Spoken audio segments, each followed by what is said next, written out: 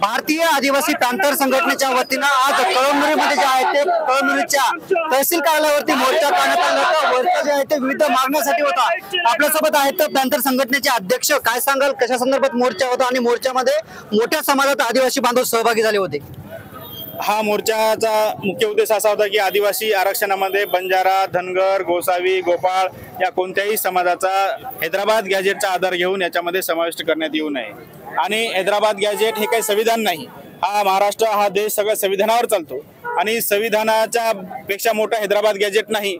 म्हणून या हैदराबाद गॅजेटचा निषेध करून या ठिकाणी जो शासन निर्णय काढलेला आहे त्या शासन निर्णयाचा चुकीचा अर्थ काढून आदिवासी आरक्षणाला कोणाला बळकावता येणार नाही।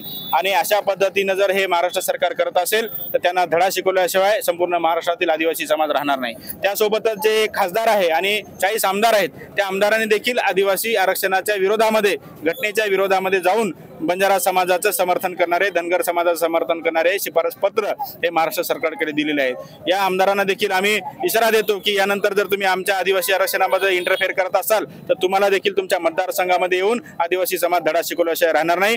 त्यासोबतच यांनी घटनेचं उल्लंघन केलं, त्यांच्या आमदारकीच्या शपथविधीचं उल्लंघन केलेलं आहे। त्यामुळे त्यांची आमदारकी आणि त्यांची खासदारकी रद्द करण्याची याचिका माननीय न्यायालयामध्ये दाखल केल्याशिवाय आता आदिवासी समाज गप्प बसणार नाही। नेमकं तुम्हाला असं का वाटतं की आमचं आरक्षण संपलं, आमच्या आरक्षणावर कोणीतरी कब्जा करेल? याचे कारण काय आहेत प्रामुख्याने?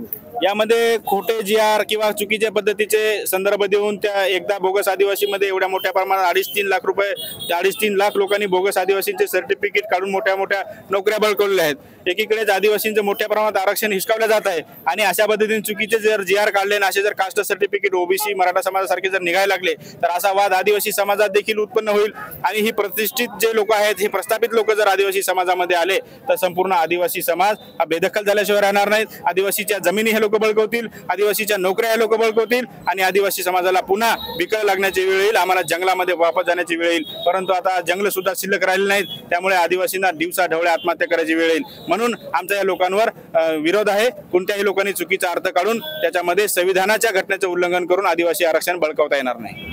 कुठेतरी बंजारा समाज बांधव हे एसटीतून आरक्षण देण्याची मागणी करतात, ह्यावर तुमची काय भूमिका असणार आहे? बंजारा समाजाचे तेलंगणा आणि आंध्र प्रदेशाच्या 2 याचा संदर्भ घेऊन ते महाराष्ट्रामध्ये मागणी करतायत, परंतु ते महाराष्ट्रातील इतर भारतातील इतर राज्यामध्ये जर आपण बघितलं तर ते SC मध्ये आहेत, ओपन मध्ये आहेत, खुल्या प्रवर्गामध्ये आहेत, VJNT मध्ये आहेत। त्यांचा आणखीन इतर राज्यामध्ये कोणत्या जमातीमध्ये त्यांचा अजून ठिकाणा नाही। आणि एका तेलंगणाचा आणि आंध्र प्रदेशचा संदर्भ घेऊन जर तुम्ही महाराष्ट्रामध्ये लागू करता म्हणजे चालणार नाही। मग अनेक राज्यामध्ये तुम्ही SC मध्ये, अनेक राज्यामध्ये तुम्ही OBC मध्ये, अनेक राज्यामध्ये तुम्ही VJNT मध्ये, काही राज्यामध्ये तुम्ही खुल्या प्रवर्गामध्ये आहे। मग तुम्ही बाकीच्या प्रवर्गाचं का मागणी करत नाहीत? तुम्ही आदिवासी गरीब लोक झाले, आदिवासी लोकांचे नेते तेवढे खंबीरपणे लढत नाहीत, पण कोणी उठलं की आदिवासीच्या ताटात हिसकावून घेण्याची भाषा करते कसं काय? म्हणून या घटनेला आमचा विरोध आहे आणि आदिवासी समाज त्याला धडा शिकवल्याशिवाय मात्र राहणार नाही आणि यानंतर कोणाही आदिवासी समाजाच्या आरक्षणामध्ये घुसखोरी आम्ही करू देणार नाही। आजच्या मोर्चाच्या माध्यमातून सरकारला काही इशारा होता का? मोर्चाच्या माध्यमातून आम्ही सरकारला हेच इशारा देतो की अशा पद्धती जर आपण थांबवलं नाही तर नेपाळमध्ये जे घडतंय, जे आसाममध्ये घडतंय, तसं तुम्ही महाराष्ट्रामध्ये घडवण्याचा प्रयत्न करू नका। मणिपूरमध्ये 1 वर्ष तुम्ही पूर्ण मणिपूरमध्ये जळायला गेलं, अनेक लोकांच्या कत्तली झाल्या, तशा दंगल घडवण्याचा प्रयत्न तुम्ही महाराष्ट्रामध्ये घडवून आणू नका। अन्यथा आदिवासी जर पेटला तर संपूर्ण महाराष्ट्र पेटून दिल्याशिवाय राहणार नाही। आज नेपाळमधले लोक सगळे मंत्री सगळे पळून, हेलिकॉप्टरनं पळून इतर देशामध्ये लपत आहेत आणि आदिवासी आरक्षणामध्ये जर अशी काही घुसखोरी करण्याची जर भाषा केली तर तीच परिस्थिती महाराष्ट्रात आदिवासी समाज आणल्याशिवाय राहणार नाही। खरं तर आदिवासी समाजामध्ये कोणाला घुसण्याचा प्रयत्न केला तर नेपाळसारखी परिस्थिती उपस्थित होईल अशी ही भावना जी आहे ती व्यक्त केलेली आहे।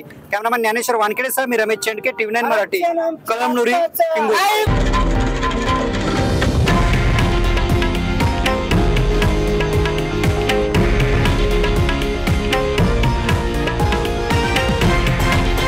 हे आहे देशातील नंबर 1 न्यूज नेटवर्क आणि आपण पाहत आहात TV9 मराठी, एकमेव।